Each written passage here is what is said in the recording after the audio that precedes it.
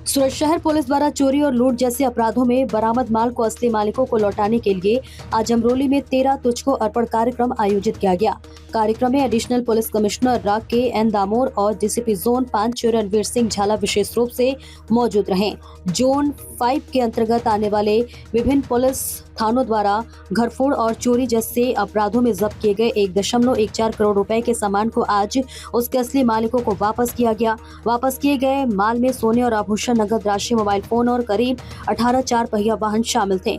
कार्यक्रम के दौरान अलग अलग लोगों को उनका असली सामान सौंपा गया। असली मालिकों ने अपनी कीमती वस्तुएं वापस मिलने पर खुशी जताई और सूरत पुलिस का आभार व्यक्त किया। इस कार्यक्रम का उद्देश्य जनता का पुलिस पर विश्वास और मजबूत करना है।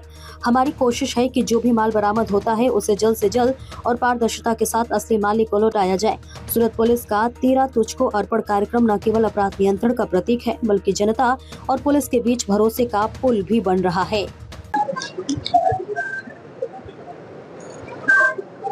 आज रोज जोन 5 विस्तारना जे गरफोड़ चोरी थયેલા મુદ્દામાલની 13 તુચકો અર્પણનો કાર્યક્રમ રાખવામાં આવેલો। અગાઉ દિવાળીની આસપાસ એક પ્રોગ્રામ રાખેલો હતો અને 1 કરોડની આસપાસ મુદ્દામાલ પરત કરેલો હતો।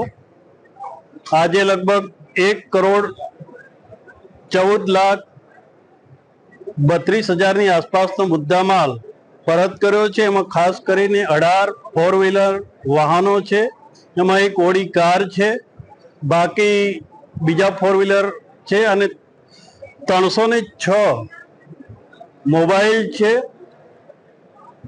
એક ઘરફોડ ચોરી થયેલી એના લગભગ 23 લાખની ઉપર સમથિંગ ગહેણા પરત કરવામાં આવે છે।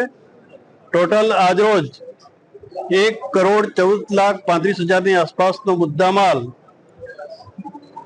નાયબ પોલીસ કમિશનર ઝોન 5 ના થાણા વિસ્તારમાંથી